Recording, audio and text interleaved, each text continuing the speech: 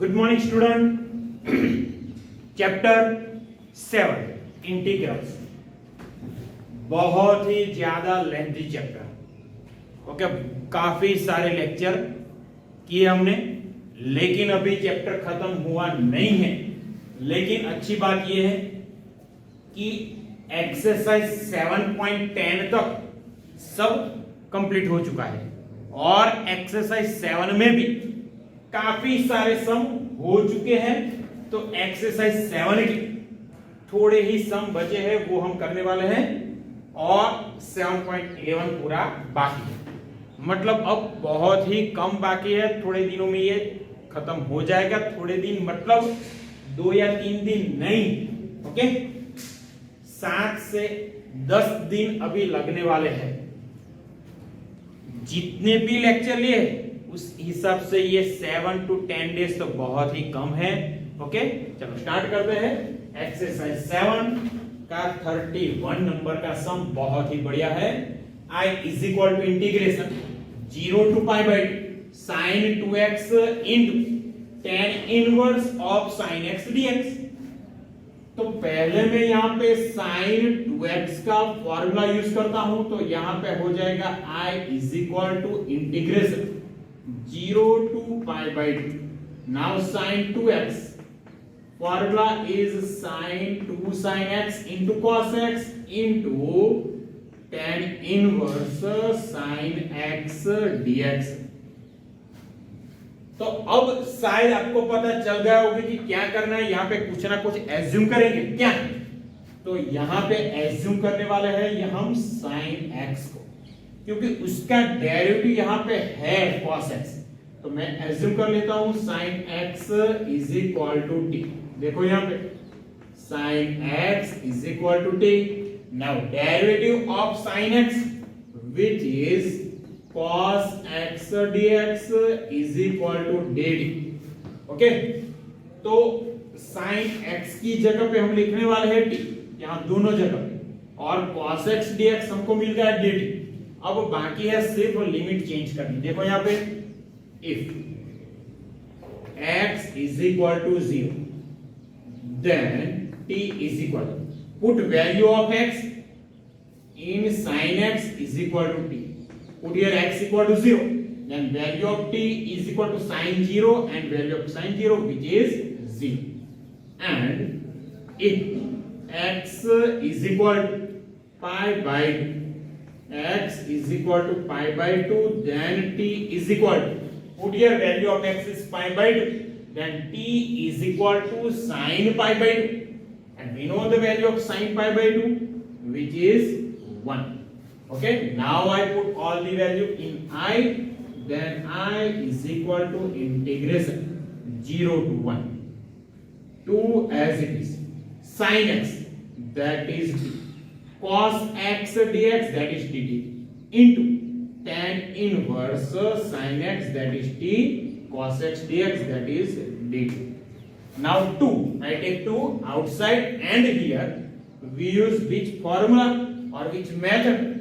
Integration by parts, uv वाली method. यहाँ पे u क्या हो जाएगा?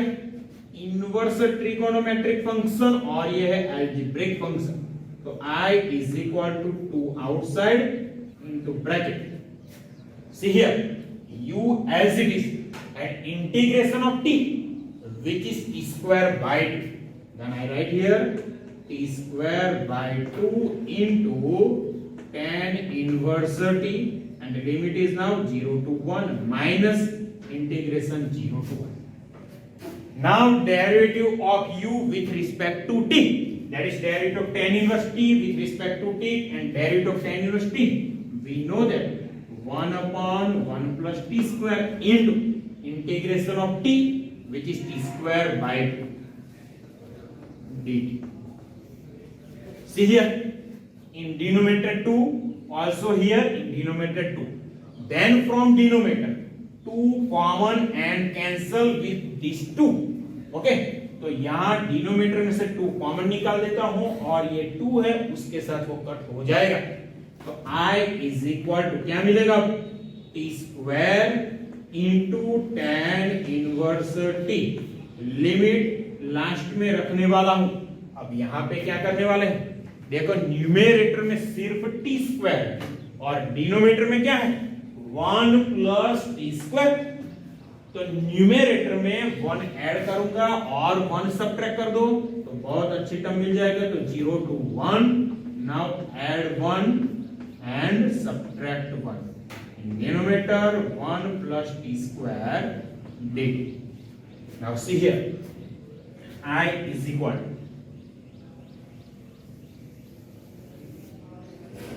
Now I is equal to first term t square into tan inverse t. Limit 0 to 1.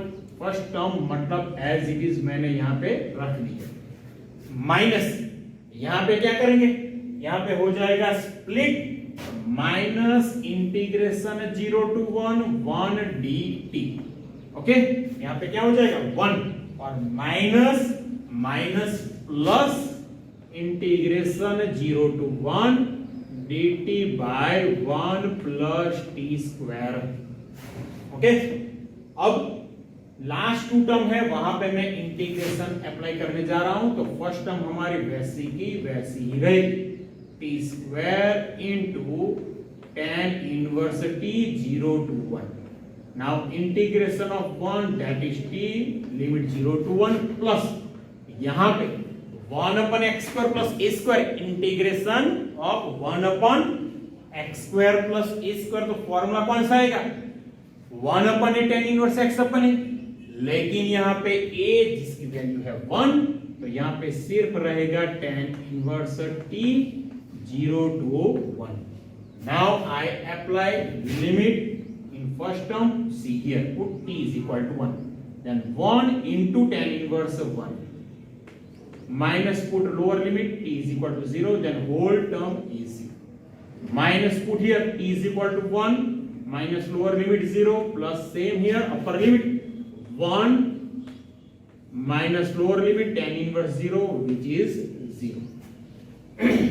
I is equal to, now we know the value of tan inverse 1 which is pi by 4 minus 1 plus tan inverse 1 that is pi by 4 and now summation of pi by 4 plus pi by 4 which is pi by 2 minus 1। तो ये सम हमारा खत्म हो चुका है।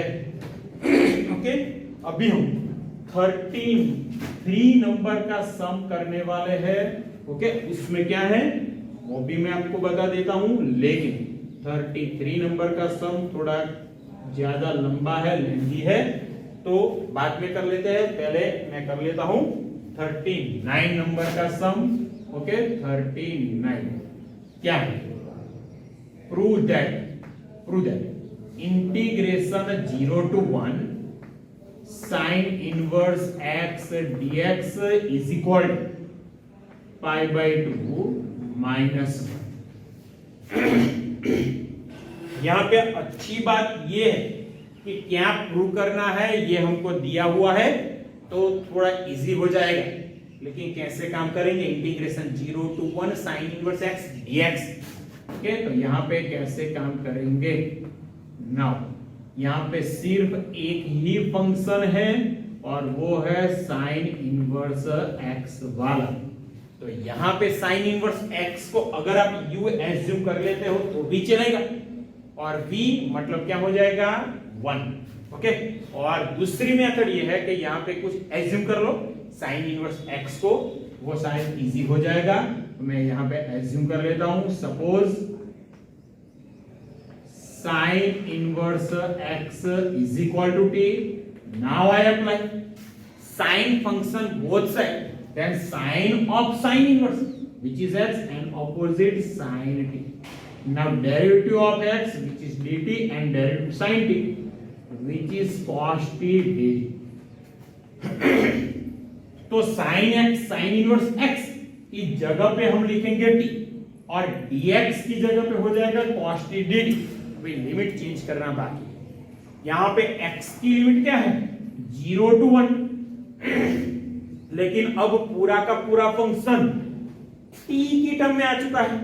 तो हम limit change करेंगे x से t। तो देखो यहां पे क्या होगा, if x is equal to 0 then t is equal to, put here x equal to 0 then sin inverse 0 which is 0, and if x is equal to 1 then t is equal to, we know the value of sin inverse 1 which is pi by 2 x equal to 1 then value of t we get pi by 2. Now I substitute all the value in i's here. I is equal to integration. Now limit 0 to pi by 2 sin inverse x that is t and dx that is cos t dt. तो यहां पे same formula आएगी, कौन सी, uv वाली, integration by parts. तो यहां पे algebraic function है, ट्रिगोनोमेट्रिक है, तो यहां पे u हो जाएगा t और v क्या होगा, cos t। तो I is equal to क्या हो जाएगा, u as it is और cos t का इंटीग्रेशन, याद रखो बच्चों यहां पे इंटीग्रेशन है, डेरिवेटिव नहीं है, ओके।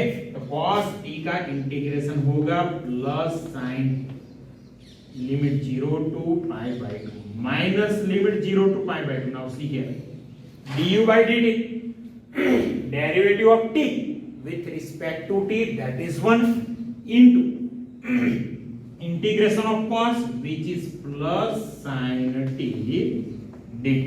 अभी पहली टर्म जो है उसको वैसी की वैसी ही रखने वाले हैं, t into sin t limit 0 to pi by 2 minus, अब देखो sin t है, सिर्फ sin t है और इसका इंटीग्रेशन माइनस cos t, तो यहां पे हो जाएगा minus minus plus cos t 0 to pi by 2। Now I apply upper limit and then lower limit in first term, see here put t is equal to pi by 2 into sin pi by 2 minus lower limit put t is equal to 0 then whole term is 0, okay.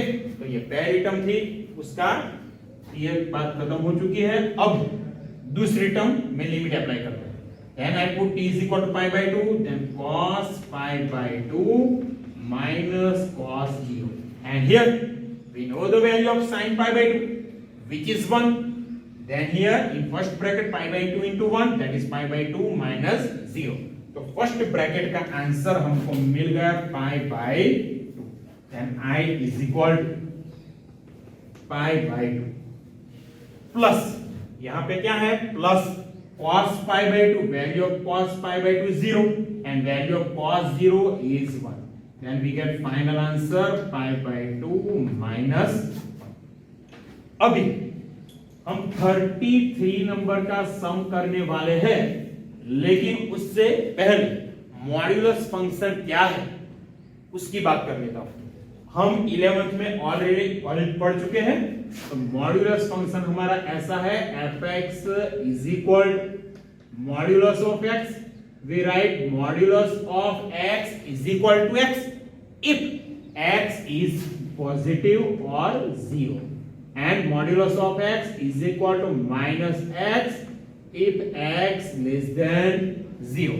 तो ये function का maximum use करने वाले हैं example number 33 of exercise 7 में, okay.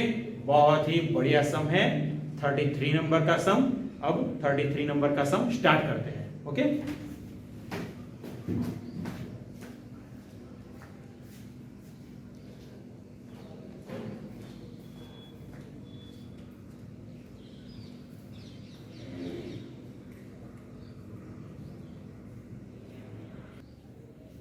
चलो start करते हैं 33 ऑफ एक्सरसाइज 7।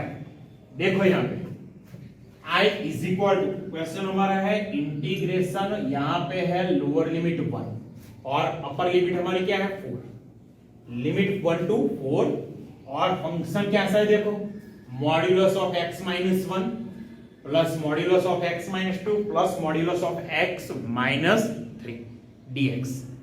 तो यहां पे सभी जगह पे मॉड्यूलस फंक्शन है, तो मॉड्यूलस फंक्शन का ही मैक्सिमम यूज करने वाले हैं, बाकी बहुत इजी है। और एक बात मैं आपको बता देता हूं, देखो यहां पे अगर ऐसा है integration a to c fx dx, तो उसको दो पार्ट्स में हम डिवाइड कर सकते हैं। अगर कोई वैल्यू है b और उसकी वैल्यू ये b a और c के बीच में कोई वैल्यू है, ओके, तो इसको हम ऐसे लिख सकते हैं integration a to b fx dx plus integration b to c fx dx। Okay, हम इसको ऐसे लिख सकते हैं, ये खास याद रखिएगा। चलो स्टार्ट करते हैं। तो पहले जो i है उसका मैं 3 पार्ट्स में डिवाइड कर देता हूं। तो पहला part integration 1 to 4 modulus of x minus 1 dx plus integration 1 to 4 modulus x minus 2 dx plus integration 1 to 4 modulus of x minus 3 dx. Say this is equation number 1, result 1.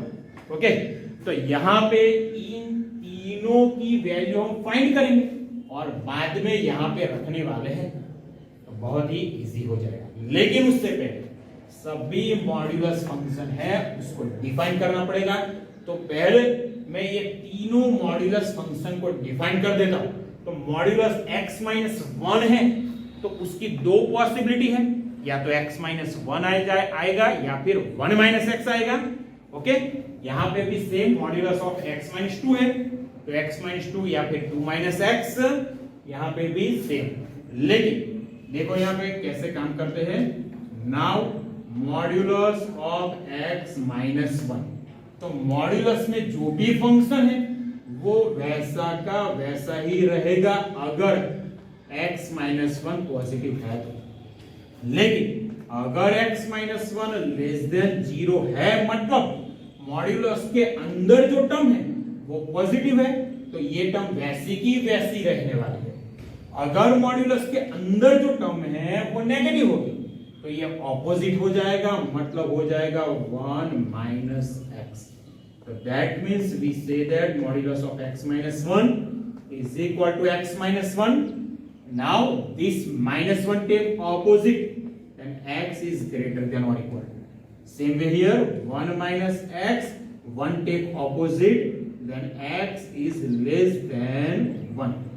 Means modulus of x minus 1 is equal to x minus 1 if x is greater than or equal to 1, and if x less than 1, then we get modulus of x minus 1 is equal to 1 minus x. अब देखो दूसरा function है उसको मैं बताता हूं आपको, थोड़ा उसमें डायरेक्ट काम करने वाला हूं। तो हो जाएगा यहाँ पे मॉड्यूलस ऑफ x माइनस 2 वो हो जाएगा x माइनस 2, लेकिन कब? तो x माइनस 2 पॉजिटिव आएगा। अगर 2 को सामने ले लो तो हो जाएगा x is greater than or equal to 2, then modulus of x minus 2 is equal to x minus 2. And if 2 minus x, if x minus 2 less than 0, that means x is less than 2, then our function is 2 minus x.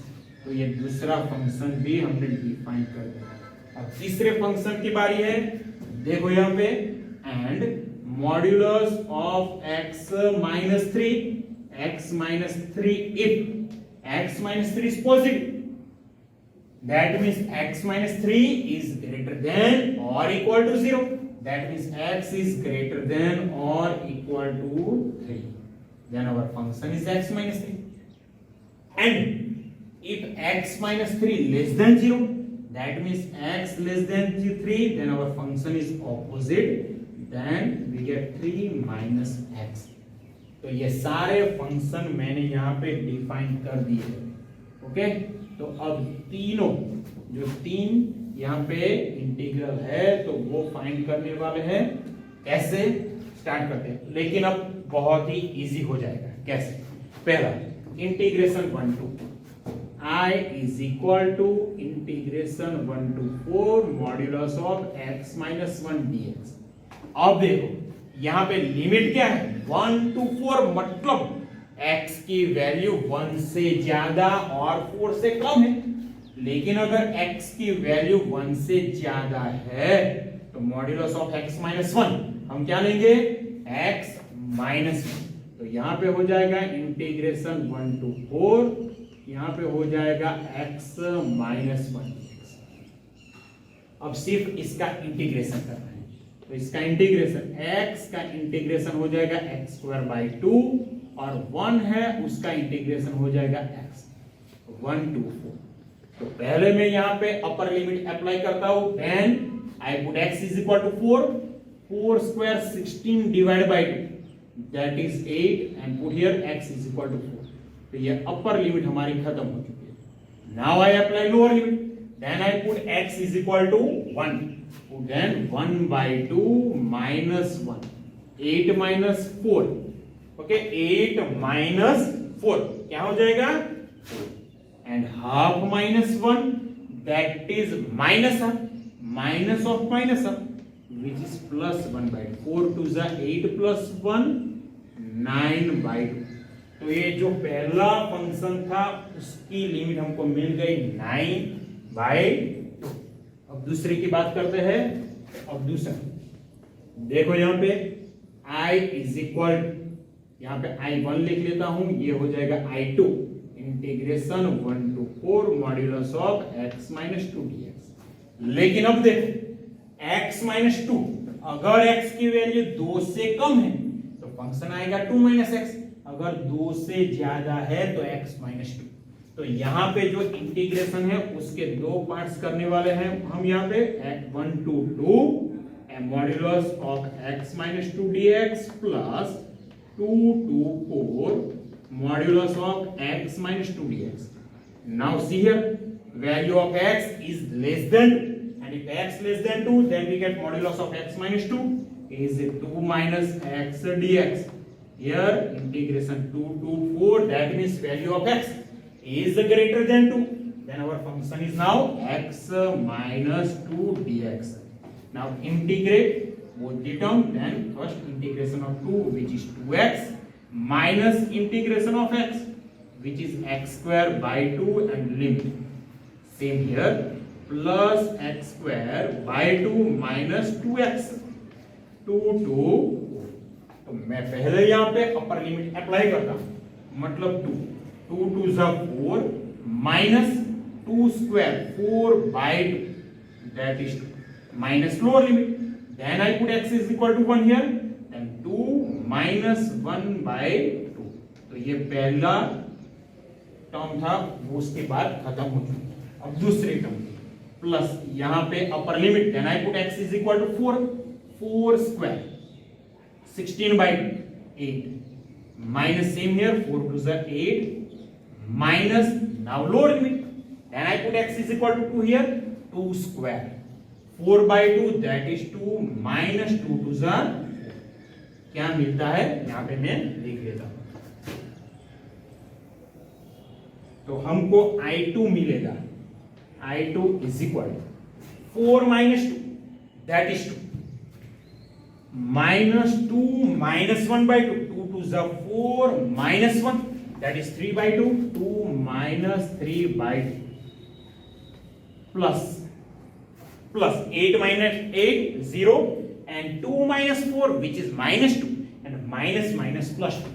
तो यहाँ पे हो जाएगा 2, then I2 is equal to 2 plus 2 4 minus 3 by 2 4 to the 8 minus 3, तो I2 हमको मिल गया 5 by 2। अब तीसरा जो इंटीग्रल है उसकी बात करता हूं और मैं लिख लेता हूं I3 and I3 is equal to 1 to 4 modulus of x minus 3 dx। अब यहाँ पे हमने दो पार्ट्स किए थे, अब यहाँ पे भी देखो अगर x की वैल्यू 3 से ज्यादा है तो x माइनस 3 से कम है तो 3 minus x।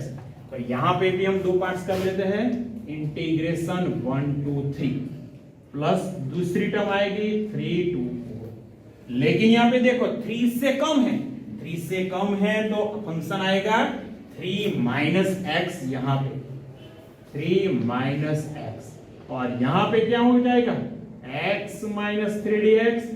Now integrate 3x minus integration of x is x square by 2. And our limit is 1 to 3. Same way here. Integration of x square by 2 minus 3x and the limit 3 to 4. First I apply upper limit. Then I put x is equal to 3. 3 3s are 9 minus same 3 square 9 by 2. Minus lower limit. Then I put x is equal to 1. Then 3 minus, put x is equal to 1. Then 3 minus 1 by 2. Same way here. First I put upper limit, then 4. 4 square 16 by 2, that is 8 minus 4 3s are 12 minus, now I take lower limit 3 square 9 by 2 minus 3 3s are 9. अब इसको simplify करता हूं 9 minus 9 by 2 we get 9 by 2. 3 minus 1 by 2, 3 2s are 6 minus 1, that is 5 by 2 plus 8 minus 12 we get minus 4. 9 by 2 minus 9, which is minus 9 by 2. Then I write here plus minus minus plus 9 by 2. See here in denominator same 2 and numerator 9 minus 5. 9 minus 5, which is 4 divided by 2, then we get 2. And here 4 2s are 8, लेकिन minus 8 plus 9, that is plus 1 by 2. Now here 2 2s are 4 plus 1, we get 5 by 2. Now see here, I is equal to what we get. Now I is equal to value of first term. Value of first term is 9 by 2. Value of second term, which is 5 by 2. And value of third term, which is same 5 by. See here, denominator same. Then summation of numerator in denominator 2. And summation is 19 by 2, which is our final answer. और बहुत ही बढ़िया सम. Okay, तो यहाँ पे अगर लिखना है तो ऐसा लिख सकते हैं 1 implies. ओके, तो ये सम हमारा खत्म हो चुका है. दूसरे सम भी हम करने वाले हैं लेकिन कल के लेक्चर में. ओके, बहुत ही बढ़िया सम था. उसमें बहुत ज्यादा इंपॉर्टेंट क्या था, मॉड्यूलस फंक्शन. अच्छी तरह से कीजिएगा. ओके.